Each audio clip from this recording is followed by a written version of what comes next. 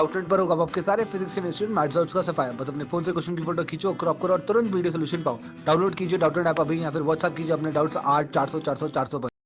इस प्रॉब्लम में हमें दिया गया है कि हमारे पास एक सिलेंडर है जो कि स्पिन कर रहा है with angular velocity omega naught. ठीक है, ये हम देख सकते हैं ओमेगा नॉट से ये स्पिन कर रहा है। दिया गया है इसका मास कैपिटल एम है और रेडियस कैपिटल आर है।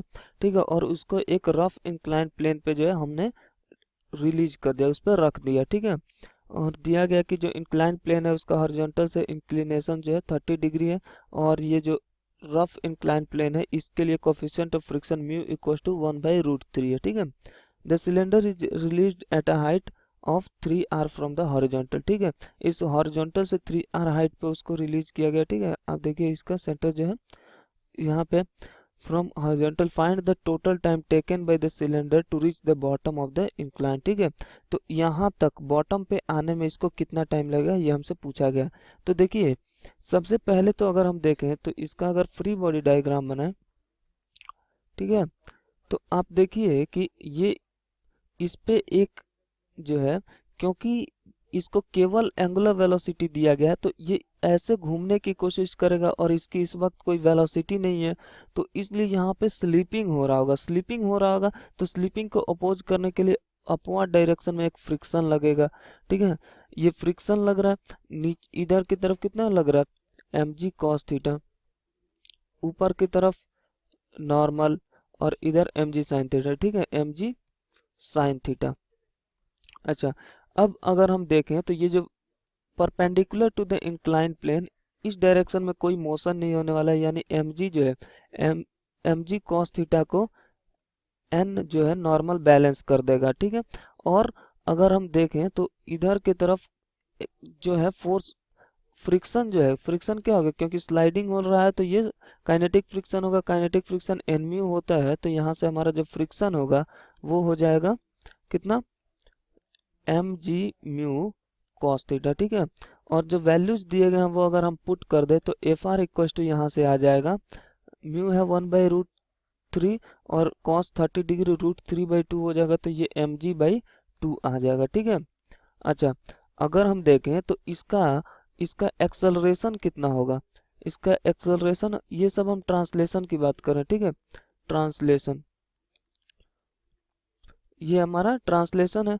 तो जब फ्रिक्शन लग रहा होगा उस वक्त इसका एक्सेलरेशन कितना होगा, तो नेट एक्सेलरेशन इसी डायरेक्शन में होगा, तो F R minus of M G sine theta equal to M A हो जाएगा। ठीक है, तो अगर वैल्यूज पुट करें, एक्चुअली यहाँ सब कैपिटल एम दिया गया है, हमने स्मॉल एम लिया, उससे फर्क नहीं पड़ेगा। ठीक है, तो आप देखिए कि फ्रिक्शन की जगह mg/2 रख दीजिए, mg/2 minus of sine 30 degree 1/2 होता है, तो ये भी mg/2 हो गया इक्वल टू एम ए। इसका मतलब यहाँ से ये हुआ कि a इक्वल टू 0 हो जाएगा। ठीक है, इसका मतलब ये हुआ कि जितने देर तक जो है यहाँ पे ये घूमता रहेगा। ठीक है, देखिए एक्चुअली क्या होगा, ये ऊपर जाता, अगर कुछ एक्सेलरेशन नेट ऊपर होता तो ये ऊपर जाता, क्योंकि ऐसे ये घूम रहा है तो ऊपर की तरफ जाने की टेंडेंसी होती। ठीक है, लेकिन हमें पता चल रहा है कि नेट फोर्स जो है अलोंग द इंक्लाइन प्लेन जो है इस पे हमारा 0 है, तो हमारा सेंटर ऑफ मास तो ट्रांसलेट कर नहीं रहा है, एक्सेलरेशन उसका उस वक्त 0 है, तो ये क्या कर रहा होगा, ये घूमता रहेगा, और क्योंकि फ्रिक्शन लग रहा है तो इसका जो है रिटार्डेशन होगा, एंगुलर रिटार्डेशन होगा, जिसके कारण फाइनली जो है ओमेगा नॉट 0 हो जाएगा। तो देखिए कि रोटेशन की बात करें, रोटेशन के अगर हम बात करें तो क्या हो रहा है कि ये फ्रिक्शन जो है इस पॉइंट के अबाउट अगर टॉर्क देखें तो M G cos theta M G sine theta और नॉर्मल का 0 होगा, केवल फ्रिक्शन देगा टॉर्क, और किस डायरेक्शन में होगा वो होगा एंटी क्लॉकवाइज डायरेक्शन में। ठीक है, तो F R times R equal to हो जाएगा, ये हमारा क्या है, सिलेंडर है तो mr² 2। ठीक है, आई अल्फा होता है तो mr²2 अल्फा हो जाएगा, और ये एंटी क्लॉकवाइज डायरेक्शन में होगा। ठीक है, ये एंटी क्लॉकवाइज डायरेक्शन में होगा, तो एक आर से एक आर कैंसिल हो गया, और फ्रिक्शन हमें कितना मालूम है, फ्रिक्शन हमने देखा था mg/2 आ रहा है, तो यहाँ से mg/2 equal to mr/2 alpha हो जाएगा। ठीक है, m से m गया, 2 से 2 गया, तो अल्फा इक्वल टू हो जाएगा g/r हो जाएगा। ठीक है, और ये किस डायरेक्शन में होगा, एंटी क्लॉकवाइज। ठीक है, अच्छा, तो अगर हम देखें तो omega equals to omega nought plus of alpha T लिख सकते हैं। अच्छा, हम जो है ओमेगा जो है हमारा किस तरफ है, ओमेगा हमारा क्लॉकवाइज डायरेक्शन में है, तो अल्फा हम यहाँ माइनस में लेंगे क्योंकि opposite to the direction of angular velocity है। तो omega equals to omega nought, तो यही था minus of ji by are T. ठीक है, यानी इतने टाइम बाद जो है ये, अच्छा अब हम देखें, ये इक्वेशन हो गया, तो फाइनली हम देखें कि ये रुक जाएगा। ठीक है, तो रुक जाएगा तो जीरो हो जाएगा equal to omega naught minus of ji by are t हो जाएगा। ठीक है, तो यहाँ से टाइम कितना हो जाएगा, इसको हम टी वन बोल देते हैं। ठीक है, तो टी वन इक्वल टू हो जाएगा ओमेगा नॉट आर बाई जी। ठीक है, ये टी वन हो गया हमारा। इसका मतलब ये हुआ कि घूमते घूमते अपने उसी पोजीशन पे ये omega naught are by g time पे ये घूमना बंद कर देगा। ठीक है, अब इसकी एंगुलर वेलोसिटी भी जीरो हो चुकी है और लीनियर वेलोसिटी भी जीरो हो चुकी है। इसके बाद क्या होगा कि ये नीचे की तरफ आना शुरू करेगा, इसको कुछ लीनियर वेलोसिटी मिलेगा, कुछ एंगुलर वेलोसिटी मिलेगा। अब ये प्योर रोलिंग शुरू करेगा। ठीक है, तो हम लोग एक चीज जानते हैं कि pure pure rolling down the inclined plane, down the inclined plane, inclined plane. ठीक है, इसमें अच्छा, अब ये हम लोग समझ चुके हैं कि T1 टाइम तक तो ये यहीं पे इसी पोजीशन पे घूमता रहा है, घूमते घूमते, क्योंकि इस पे रिटार्डिंग एंगुलर एक्सेलरेशन है। ठीक है, एंगुलर रिटार्डेशन है मतलब कि, तो उसके कारण ये इसी पॉइंट पे घूमते घूमते रुक जाता है और फिर ये नीचे की तरफ आने लगता है। तो नीचे आएगा तो प्योर रोलिंग करता हुआ आ रहा है, तो rolling on an incline plane, pure rolling on an incline plane के लिए एक्सेलरेशन जो होता है वो कितना होता है, g sine theta divided by 1 plus of I by M are square होता है। ठीक है, तो अगर हम देखें तो हमारा सिलेंडर है ऑब्जेक्ट, तो I m are square by two हो जाएगा। साइन थीटा कितना हो जाएगा, साइन थीटा 1/2 होगा, तो g into 1/2 divided by 1 plus of यहाँ M are square by two divided by M are square 1/2 बच जाएगा। ठीक है, तो ये हमारा बचेगा g डिवाइडेड बाई थ्री। ठीक है, एक्सेलरेशन हो जाएगा g डिवाइडेड बाई थ्री।